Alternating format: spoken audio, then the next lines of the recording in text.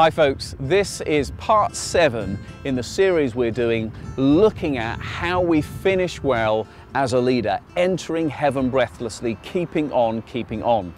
And aside from our introduction, the 5 things we've looked at so far is number 1, the importance of vision and priorities about what we're doing in life. Number 2, we looked at playing to our strengths. Number 3, the importance of being in community with a dream team living out the one another's.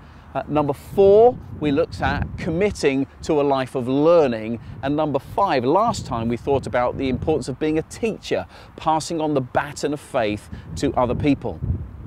And this time I want to look at principle number 6, and that's about committing to a life of wholeness and well-being. I'm talking about self-care.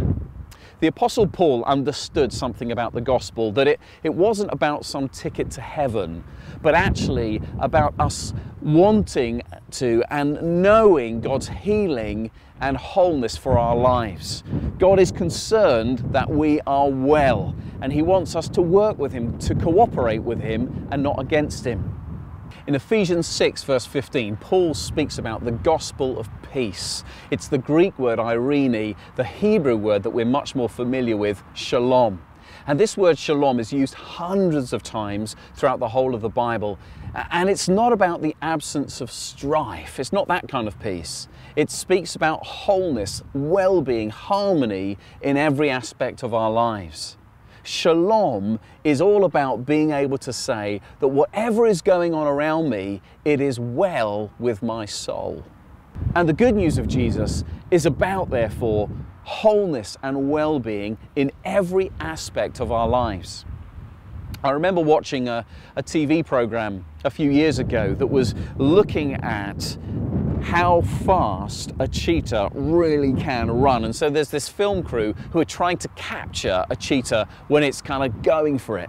And right near the end of the documentary, the film crew managed to get this beautiful cheetah to chase and race after their film truck. And for a while, this cheetah's just going for it. It looks amazing, it's awesome, magnificent. But then after a few minutes, the cheetah collapses in a heap. It's absolutely exhausted. It's really vulnerable to attack from other animals. You see, it seems that a cheetah can run really fast, but it can't do it very long, because then it just burns out.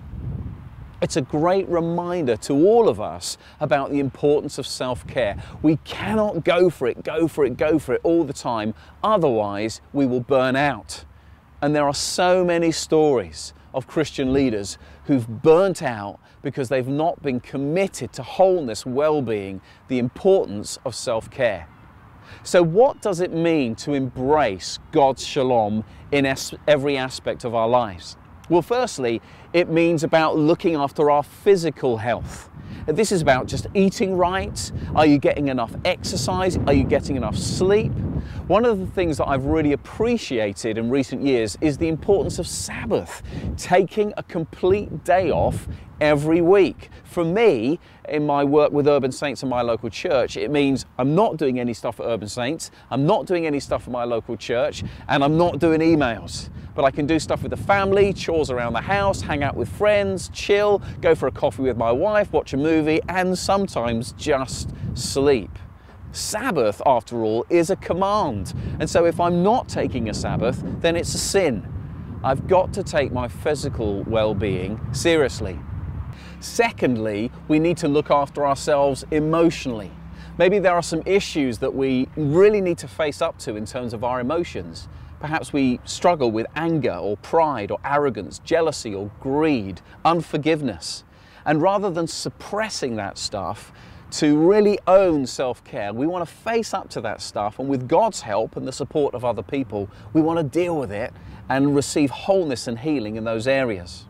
And then there's relational well-being. Am I spending enough time with people, with my family and with my friends? Am I isolating myself? We've spent a lot of time on this program thinking about the importance of being in community. And so relational well-being is really important. And fourthly, we need to look after our minds. What are we feeding our minds? What are we watching? What are we reading? What are we listening to? Are we listening to stuff that builds us up and encourages us?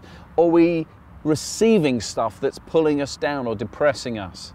When I used to work in IT, we used to talk about GIGO, garbage in, garbage out. Very true when it comes to the mind. And so let's take self-care seriously when it comes to looking after our minds. And then, of course, there's our spiritual well-being, although everything is spiritual, I know. But this is about our relationship with Christ. What are we doing to fan that into flame, to grow in our relationship with Him, knowing Him better, becoming more like Him? Maybe we'll think about that another time.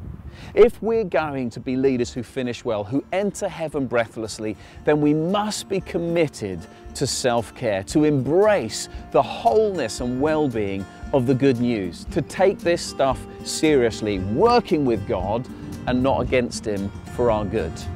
Let's not become another statistic of burnout that is so prevalent today in our world and in the Christian world.